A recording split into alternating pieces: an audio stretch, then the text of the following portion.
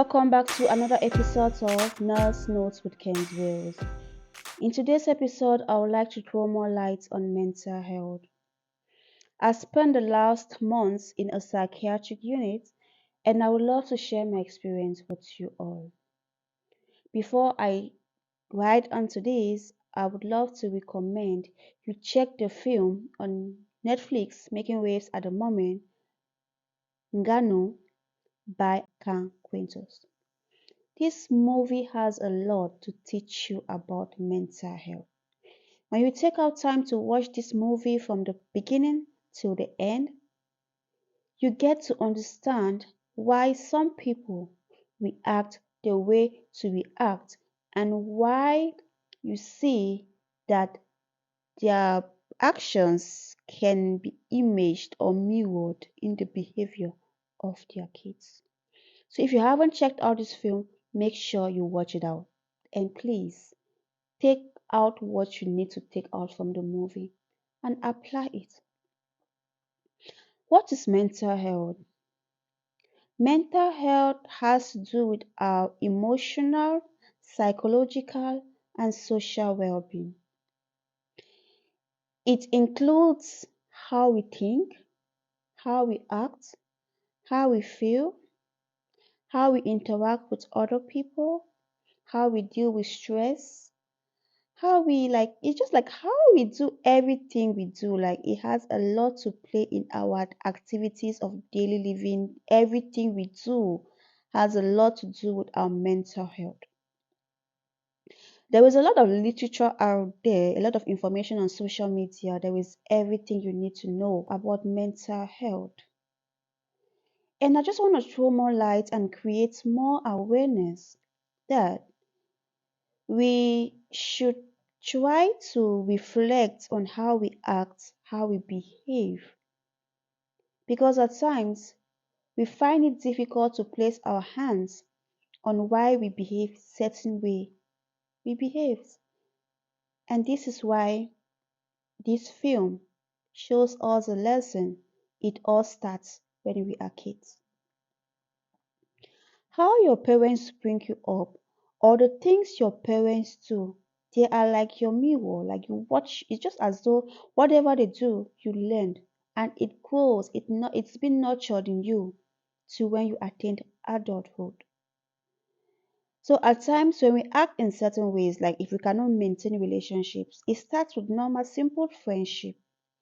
It starts with not being able to communicate or having some relationship issues, or your child behaving in a certain way where you have to shout at your child, you find yourself even doing what you don't even think you could do. You should just take a second and reflect. Am I right? Am I wrong? Did something go wrong when I was a child?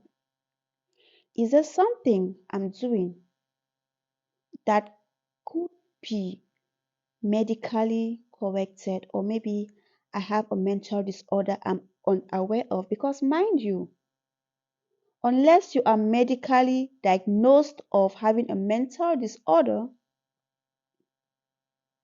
you never can tell if you're sick or not.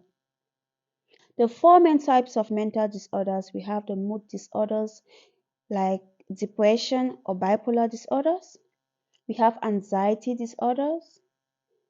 We have personality disorder. And we have the psychotic disorders, for example, schizophrenia.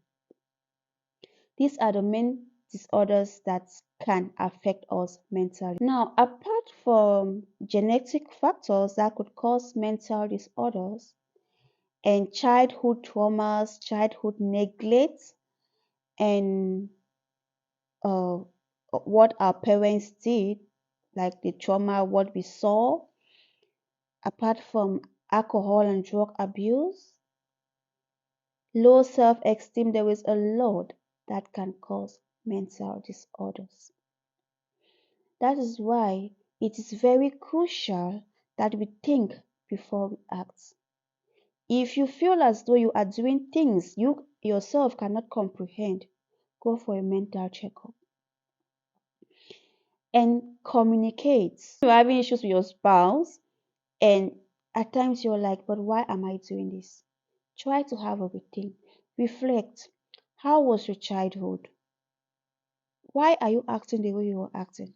Why do you find it very difficult to handle certain situation? Why do you have all these weird thoughts? When I was in the psychiatric unit, I felt like talking to people was a gift. Because when you hear the stories these people have to tell, if you ain't strong enough, trust me, you will start crying. Like the kind of traumas they grow up with. Just imagine a child. For example, we had a case, her parents divorced when, let's say, he was 4 years old, and he had to struggle. He was always between both parents, fights and everything.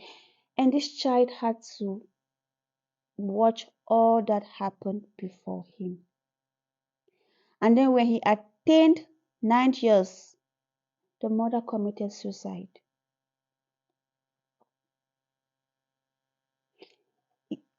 The child cannot comprehend all of this. First, my parents divorced. Now my mom has committed suicide. Now I feel as though I'm to be blamed. Maybe they divorced because they could not like go on with the stress of having me. You start having this, like you start feeling guilty.